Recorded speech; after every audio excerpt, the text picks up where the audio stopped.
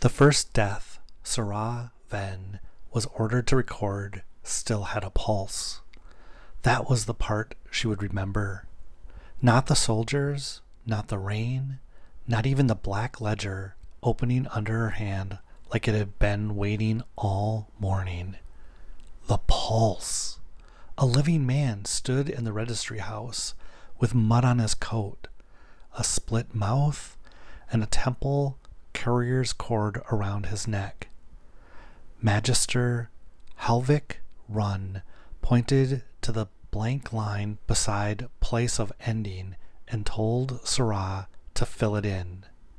Execution Yard, Eastern Registry. The man was still breathing. Before the Empire learned to steal from gods, it learned to correct their handwriting. The morning began with a coal token. Sera had carried it through the lower quarter before dawn. Clenched so tightly, the sunburst stamped into the brass left its shape in her palm. At home, the stove was down to one red eye. Her brother Tolvin lay awake with his bad leg stretched toward it. Her little sisters slept under the same patched blanket, their foreheads touching. Her mother tried to smile when Sera gave her the token. "Don't be late," she whispered. "I'm never late." "You're late inside your own head." The token brought winter coal because Sera's name sat on the registry rolls, and the registry rolls belong to the Empire. Her mother closed her fingers around it like it might vanish. "You've earned this." Sera wanted to say no one earned the right not to freeze. Instead, she kissed her mother's knuckles, stepped over the sleeping girls, and left before the stove died. By the time she reached the Eastern Registry House of Arvith, rain had turned the streets black. The registry was already awake. Narrow windows, incest-dark doors, gray stone floors, scrubbed until they shone like river bone. At the front, mourners came with names, coins, arguments, and shaking hands. Before them waited the register's bench. Behind the bench, chained to a slanted iron stand, laid the ledger. Not an imperial book, not truly. The Empire had stamped its sunburst on the cover, bolted the chain to the floor, and wrapped the whole house in fees, seals, schedules, and penalties. But the ledger was older than the stamp. Everyone knew that. No one wrote it down. Sera sat at the second table with her sleeve pinned tight and her hair bound under the gray scarf. By sunrise, she had recorded 5 deaths, 1 fever, 2 age passings, 1 mill accident, and 1 child who had never drawn breath long enough to be named aloud. For each, she wrote the same way: name, lineage if known, place of ending, witnesses, cause, disposition of body, claimants. Then she tied the certificate with funeral thread, pressed the registry seal into wax, and rang the small brass bell once. 1 bell for the natural death, 2 for a disputed death, 3 for forbidden return. No one had rung 3 bells in Sera's lifetime. Old Registrar Madrin said that it was a mercy. He said it with the same voice he used for failed harvests, red wax orders, and rain on execution days. A woman in a wool shawl stood before Sera, both hands wrapped around a clay jar of ashes. "My husband never used his father's name," the woman said. "Not after the quarrel. Do I have to give it?" "If you know it, yes." "He'd hate that." "The dead hate less than we think." The woman looked up sharply. Sera softened her voice. "The record isn't for his father. It's so no one can come later and say your husband wasn't himself." The woman swallowed. "Turan. His father was called Vel Turan." Sera wrote it cleanly. She did not let the letters lean. A name deserved a straight back, even when the body beneath had burned. When the certificate was finished, she turned it toward the woman. "Is this true?" The woman bent over the table. Her lips moved as she read. She touched her husband's name once, not quite daring to touch the ink. "It's true." Sera sealed the record and rang the bell. One clean note passed through the registry house. At the high bench, Madrin glanced at her. He was old enough that his eyebrows had gone white, while his hair had given up entirely. The bones of his fingers showed through the skin. When he turned pages, he nodded once. Approval from Madrin was never large. Sera had learned to live on crumbs. The next petitioner stepped forward, and the next, and the next. By mid-morning, the ash jars had given way to battlefield claims. Arvath's southern roads had been bad for weeks. Rebels, bandits, tax refusers, old noble houses wearing new names. The Empire called them different things depending on which office stamped the notice. The registry called them dead when someone proved it. That was supposed to be the difference. Near noon, the public door opened hard enough to strike stone. Every pen in the room stopped. 6 Imperial soldiers entered first. Bronze cheek guards down, red cloaks damp from rain. Behind them came a man in a dark administrative robe trimmed with gold. He had a smooth face, close cut hair, and the careful stillness of someone who enjoyed making other people hurry. Magister Helvik Run. Sera knew him by sight. Everyone in the registry did. Helvik inspected offices that had forgotten fear, corrected officials who mistook customs for law, and smiled only after someone signed something they shouldn't have. Between the soldiers walked a prisoner. His hands were bound in front of him. One eye had swollen nearly shut. Mud streaked from the hem of his brown traveling coat. Around his neck hung a courier's cord, the kind temple runners wore when carrying sealed witnesses between shrines. That was the first wrong thing. Soldiers brought bodies to the registry. They didn't bring living men. Madrin rose slowly behind the high bench. Magister Run. Helvik didn't bow. "We require expedited certification." "For a death already witnessed?" "For a death already judged." The prisoner laughed once. It was a raw sound. One soldier struck him in the stomach with the butt of a spear.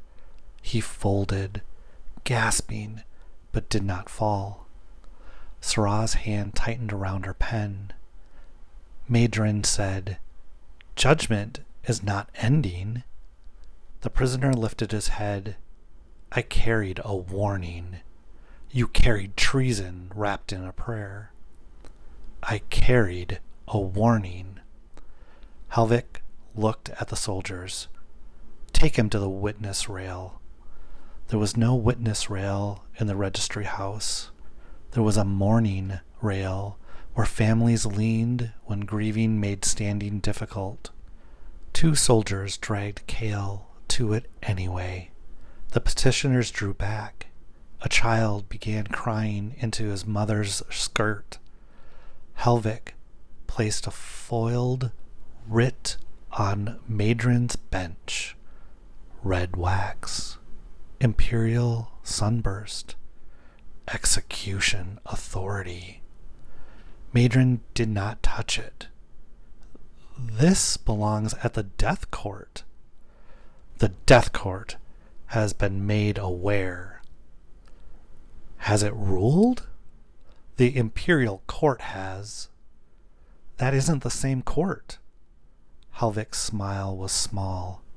"It is today." Sera felt the room change around that sentence. Not loud, no gasp, no rush for the door.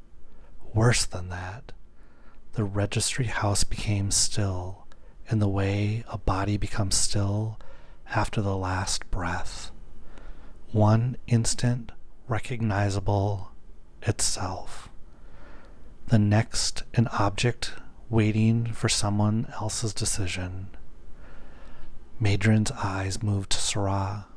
No, not to Sera, to the ledger behind her. Helvik saw the glance. Of course he did.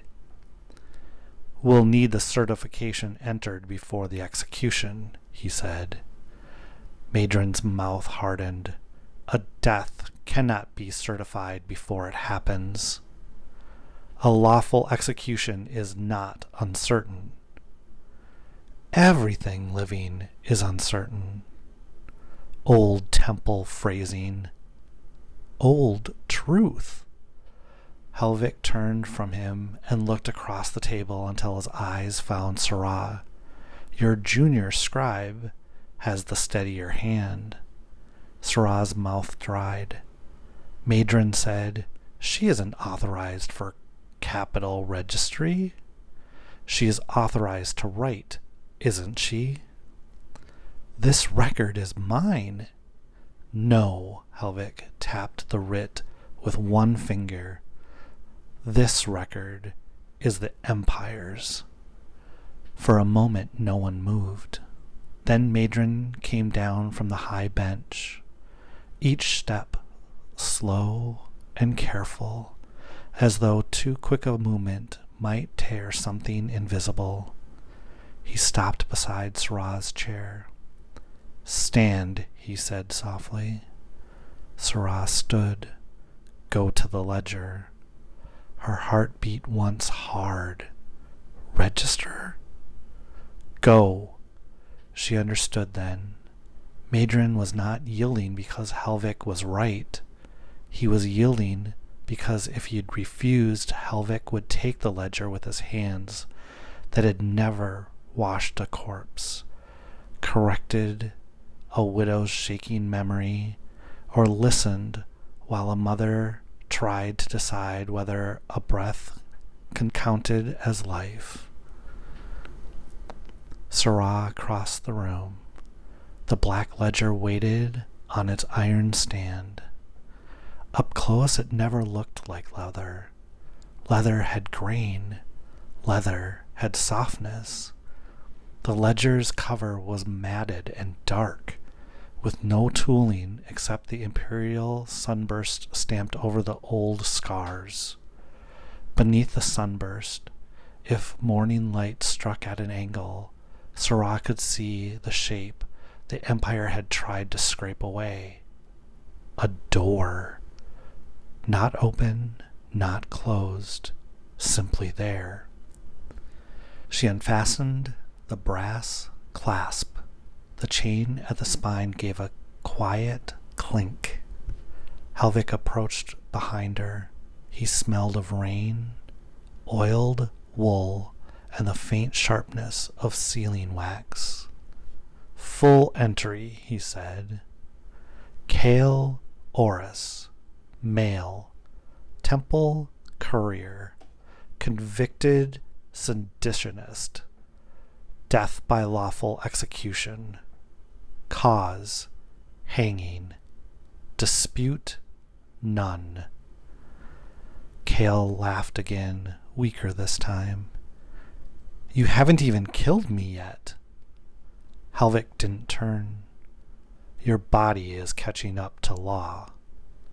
Sera opened to the day's page.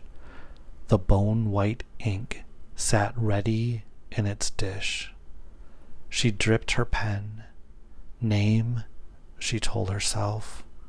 Only the name first. There was a procedure even inside horror, especially inside horror. Procedure was the last thin wall between a death and a disposal. She wrote, Cale Oris. The letters settled cleanly into the page. Lineage. She looked back. Your mother's name? One soldier snorted. He's condemned. What does it matter? Sera kept her eyes on Cale. His swollen eye struggled open. Mira Oris. Father? Unknown. Helvik said, irrelevant. Sera wrote, Mira Oris. Father, unrecorded. Place of ending. Helvik said, execution yard. Eastern registry. Sera's pen hovered. The place of ending had not yet become the place of the ending. Rain tapped the narrow windows. The public room held its breath. She wrote the heading, but left the line blank. Helvik's voice lowered. Scribe. It hasn't happened. It's been ordered. That isn't the same thing. His hands came down on the edge of the stand. Not hard. He didn't need hard. Do you understand who pays for your mother's coal license? Sera went very still. Helvik's eyes stayed polite. Lower quarter, yes? Venn household? Mother with a lung sickness. 2 sisters. 1 lame brother, apprenticed to a copper who owes tax remission. Your appointment has been generous to them. The missing weight of the coal token seemed to drag her whole body toward the floor. Madron said, Magistrar. I admire Imperial generosity, Helvik continued. I'd hate to see a family lose it because their daughter mistook reluctance for conscience. Sera looked down at the page. The blank line waited. She could fill it. Cale would die whether she filled it or not. Her mother would keep the stove lit. Tovin would keep his apprenticeship. Her sisters would not return to mending sailcloth until their fingertips split. The Empire would have its record, and the record would look like all the others. Name, lineage, place of ending, witnesses, cause, disposition, claimants, dispute if any, none. A clean death, a useful death, a death that arrived already wearing a collar. Sera lowered the pen. Before the nib touched the page, the ink moved. Not the bone-white ink in her pen, the black ink beneath the paper. It rose through the fibers like shadow through linen, letter by letter, slow enough that everyone near the stand could watch it happen, and too fast for anyone to pretend it hadn't. Disputed. The word appeared beneath Cale's name. The brass bell rang twice. No hand pulled the rope. The first note cracked through the registry house. The second followed lower, heavier, and every mourner in the room stepped back from the sound as if it had opened a pit under the floor. Cale closed his eyes. Not relief. Sera saw that at once. Recognition. Madrin whispered, "Last door, keep us." Helvik stared at the page. For the first time since entering, he looked genuinely alive. "What did you do?" he asked. Sera still had the pen in the air. Bone-white ink trembled at the nib. "Nothing." Helvik seized her wrist and turned her hand over. No black ink marked her fingers. He looked at Madrin. "Trickery!" The old registrar's face had gone gray. No! No trick of mine." Helvik released Sera. "Scrape it." No one moved. "I said scrape it." Madrin's lips parted, but Sera was already reaching for the small correction knife kept beside the ink dish. Her hand felt far away from her body. Registrar law allowed correction of spelling, witness order, duplicate claims, and clerical marks. It did not allow removal of dispute once entered. A disputed death had to be heard. But this dispute had entered itself. Sera set the knife's edge against the word. The room darkened. Not the windows, not the lamps, the room. For one breath, she stood before a door made of night-colored wood, veined with ash. It had no handle. Beyond it, someone was breathing, not loudly, not weakly, patiently. A voice spoke without sound. "Witness." Sera dropped the knife. It struck the stone and rang louder than metal should. She was back in the registry house, gasping. Helvik had taken one step away from the ledger. So had the soldiers. Even Madrin gripped the bench as if he might fall. Cale was the only one smiling. "You felt it," he said. Helvik turned on him. "What did your priests send?" "A warning." "What warning?" Cale looked at Sera, not Helvik. His voice was rough, but he forced each word out as if each word had been paid for. "They found a door under Val Seren. Not wood, not stone, something older. They built a frame around it and tried to make it answer to a magistrate's seal." Helvik said, "Silence!" Cale kept speaking. The door answered. A murmur moved through the registry. Sera knew Val Seren only as a Western archive city. All terraces, rain, and old burial roads. She knew law rights as the Empire's cleverest monsters, people who could turn custom into statute, statute into weapon, and weapon into something with a filing number. Madron said, "Who sent you?" Kale swallowed. "Priest Envor. Last shrine before the western road burned." "Burned by whom?" "Does it matter?" Kale's laugh became a cough. The message was for the registrars. All houses, all ledgers. He said the Empire touched what waits behind endings. His eyes moved to the back book, and it touched back. Helvik crossed the room and struck him. Kale sagged against the rail. "That's enough testimony from a condemned traitor." Madron's fear had changed shape, had not become courage. Sera could see that, but sometimes fear, pressed hard enough, becomes duty because there's nowhere else for it to go.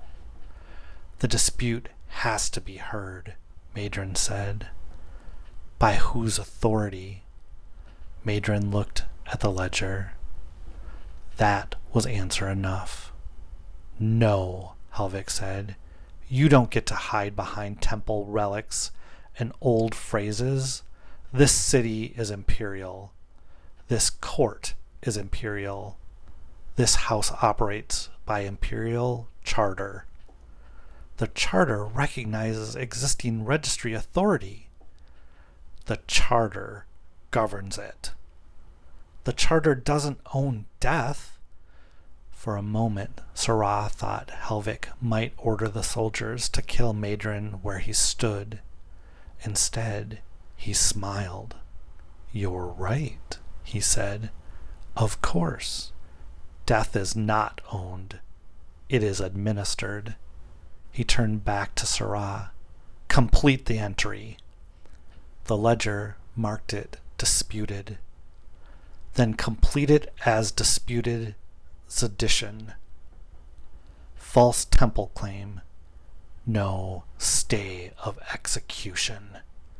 Madron said, "A dispute stays certification, not execution." The difference landed like a blade. Sera looked at Kale.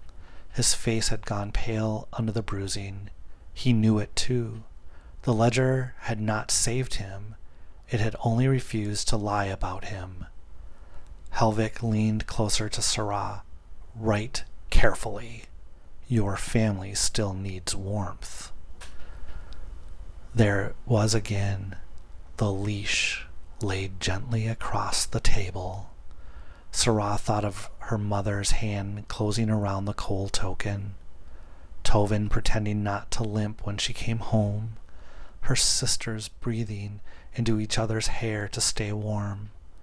All of them alive, because Sera copied death neatly for the people who could take warmth away. Then she looked at the ledger. The black words weighted beneath Kale's name. Disputed. Not saved.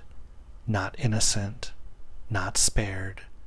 Only disputed. Sometimes truth did not arrive as a sword. Sometimes it arrives as a clerk's mark no one could remove. Sera picked up her pen. Helvik watched her hand. She wrote, "Place of ending, pending. Witnesses, Imperial soldiers. Magister, Helvik, run. Magister, maiden, Sera Venn. Death-scribe, public mourners present. Cause, ordered execution, not yet enacted. Dispute, entered by ledger before death. Temple courier claims warning from the western priests of Vayreths. Lawful death court not convened." The words seemed small, too small, ink on a page while a man stood bound beside a rail. But Helvik's face tightened with each line. "You exceed your station." Sera didn't look up. I'm recording what happened. You're recording what you think happened. No, she said, and surprised herself with the steadiness of it. That's what happened. Helvik reached for the page. Madrin caught his wrist. Every soldier moved at once. Blades cleared leather. The public room broke into cries. Madrin didn't release him. Touch a live entry, the old registrar said, and every registrar house in the Empire will know before sunset. Helvik looked at his captured wrist, then at Madrin's thin fingers around it. Is that a threat? No, it's an old fact. Something in Helvik's expression sharpened. Old fact. Sera saw him hear it, saw him weigh it, saw him understand not only the warning, but the machinery inside the warning. Every registrar house would know. Through messengers? Through bells? Through ledgers? Through what connection exactly? Helvik withdrew his hand. Take the prisoner out. The soldiers seized Kale. He stumbled as they pulled him from the mourning rail. As he passed Sera, he twisted enough to press something against the edge of the ledger stand. A cord. His courier's cord. One soldier yanked him forward, but the cord caught on the iron chain and snapped. Half remained around Kale's neck, half fell at Sera's feet. Helvik didn't notice, or pretended not to. Kale did not look back as they dragged him toward the rear doors. The public room emptied after that. Some mourners fled without their certificates. Others backed away whispering prayers they had not used since childhood. Soon only Sera, Madrin, Helvik, and 2 soldiers remained. Rain thickened against the windows. From beyond the rear wall came the hollow sounds of an execution yard being prepared. Wood checked, rope drawn, boots in mud. Helvik stood beside the ledger, staring at the black word. Bring vinegar, he said. Madrin closed his eyes. Sera brought vinegar. It did nothing. Pumice! Pumice did nothing.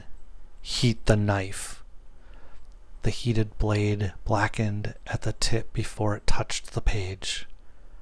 Cut it out. Madrin stepped forward. No. Helvik patience finally cracked. Remove him. The soldiers took Madrin by both arms. He did not fight, which somehow hurt worse than if he had. Helvik took the correction knife himself and pressed it to the page around the word disputed. The page did not tear. The knife did. Its iron edge split with a soft, brittle sound. Helvik froze. Sera couldn't hear his breathing. In the execution yard, someone tested the drop door. Wood thudded once. Helvik set the broken knife down very carefully. Leave us, he said. The soldiers hesitated. Outside, they took Madrin with them. Al remained because Helvik had not dismissed her, or because her legs had forgotten how to move. The doors closed. The registry house was quiet.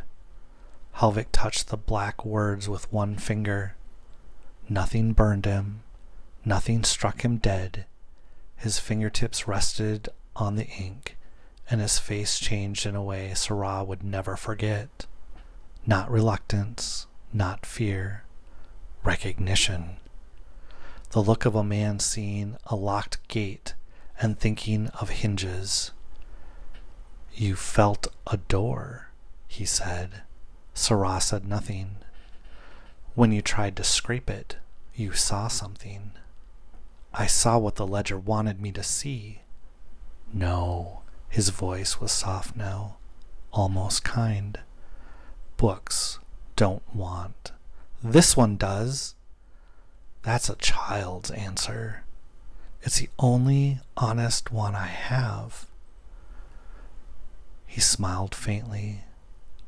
Honesty is useful in small quantities, dangerous in large ones. Outside, late afternoon had darkened toward dusk under the rain. The yard bell rang once to call witnesses. Cale's execution was beginning. Sera's hand curled at her sides. Helvig noticed. You think you failed him. I did fail him. You were never in a position to save him. That doesn't make it clean. No, but it may make it productive. She looked at him then. He kept his fingertips on the black ink. For generations, registrars have pretended these ledgers merely witness endings, a poetic function, a morale one, useful for peasants, inheritance, battlefield claims, succession disputes. But this, he tapped the words once, this is jurisdiction. That isn't yours. Jurisdiction belongs to whoever can enforce it. You can't enforce a god. No. His eyes lifted to hers. Are you sure? The yard bell rang a second time. Sera went to the rear window before she could stop herself. The glass was thick and warped, but she could still see through. Rain on helmets, a small scaffold. Madrin held near the wall, Cale with his hands bound and the rope already around his neck. No priest, no death court, no final witnesses except the people killing him and the people too afraid to stop them. Cale looked toward the registry window. He couldn't see her through the warped glass. Still, he smiled. Sera pressed one hand to the sill. The executioner pulled the lever. The drop opened. Cale vanished through it. The rope snapped, taut. For 1 second, the whole yard seemed to hold its breath. Then the black ledger turned a page by itself. Sera heard it behind her. Paper sliding over paper, slow as a final breath. She turned. New ink spread across the blank line she had left. Place of ending, Eastern Registry Execution Yard. Cause, hanging under Imperial order. Disposition, body pending. Dispute, sustained. Then beneath that, in letters darker than the rest, witnessed. The bell rang twice. No one pulled the rope. Outside soldiers shouted. Madrin dropped to his knees in the mud. Helvig didn't move. The 2 notes rolled through the registry house into Sera's bones. One for the death, one for the lie that failed to bury it. When the sounds faded, Helvig exhaled. It was almost a laugh. Sera looked at him with sudden, sick understanding. You wanted this. I wanted confirmation. He died. Yes. You used him. The Empire uses every death. The question is whether it uses them wisely. Across the room and grabbed the broken correction knife from the stand. It was a stupid weapon. Half a blade? No reach? No balance? Helvik glanced at it and didn't even take a step back. Careful, he said. Your family still exists. The words stopped her better than any guard. Her grip shook. Helvik took the knife from her hand gently, as if removing a pin from a child's sleeve. You're precise, he said. That's why I chose you. Madrin would have turned this into a holy grievance. You made a record. I made a true one, even better. He looked down at the ledger again. The black word disputed had dried into the page. The newer word, witnessed, shone wetly beneath it. Truth has force, Helvik said. That's what priests forget. They think truth is sacred because it stands apart from the power. But if truth has force, then it can be studied. Sera felt cold spread through her. Not fear for herself. Not only that, fear for the ledger, for Madrin, for every registry house with an old book chained to an iron stand, for every god the Empire had bowed to yesterday and might measure tomorrow. Helvik touched the dry black ink once more. If God can write in our books, he said, then a god can be made to hold the pen. Sera didn't answer. Outside rain fell on Kale Orr's body. Inside, beneath the Imperial sunburst, scraped into an old door, the ledger remained open, and the first Godscar waited in the ink.